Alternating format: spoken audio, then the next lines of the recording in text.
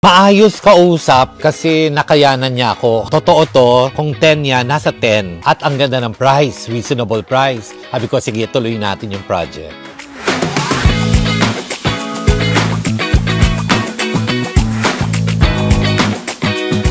Nakita ko siya sa Facebook, nakilala ko si Hegdes.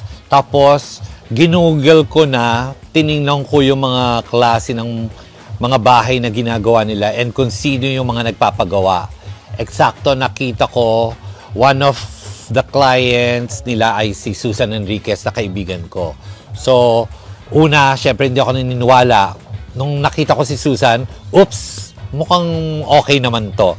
Kaya, sinimulan ko ng i-message yung company. Maayos kausap kasi nakayanan niya ako.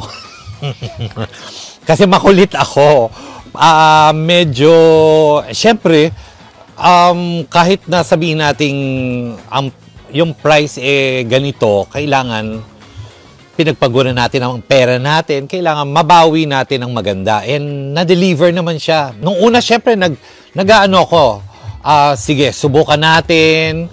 Maayos naman kausap ng first meeting. Maraming pinakitang maganda. So, tingnan natin ngayon kung paano nila gawin yung project. Sa nakikita ninyo, at nakangiti akong nagpapa-interview, masayang-masaya naman ako. Kasi pag hindi ako masaya, hindi nyo makikita. Ngayon, sobrang saya. Parang gusto ko nang sabi ko, retirement house, kahit maliit, pero na-feel ko na safe ako at napakaganda nung tutulugan ko.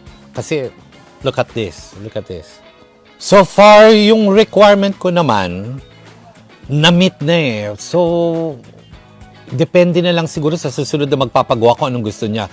Kasi, sa interiors ko, si Architect Jem ang kausap ko, naniwala ako sa kanya, at saka, may pagka-chismoso ako, inalam ko yung background niya ano mga dati niyang trabaho, ganyan. Okay, naniniwala ako dito.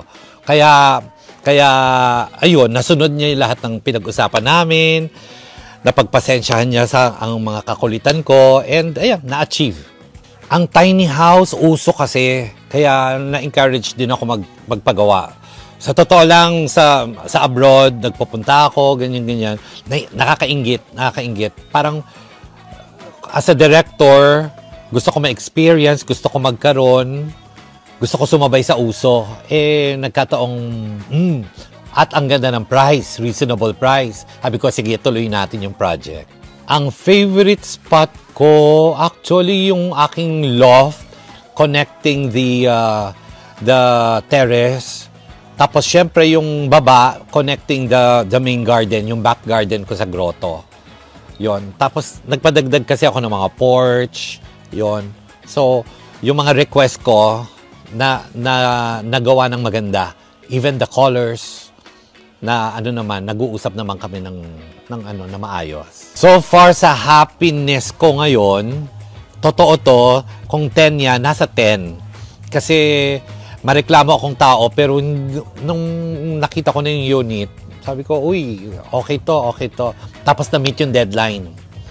Yun ang importante. Hindi yung chika lang ng chika. Uy, ito, kailangan ganyan. Syempre, ako kunyari lang, hindi nakikinig. Pero nagbabantay ako. Totoo ba to? And eksakto. April 1 bukas. Ngayon, tapos. Before April. Before my birthday, nakatayo yung aking gift sa sarili ko.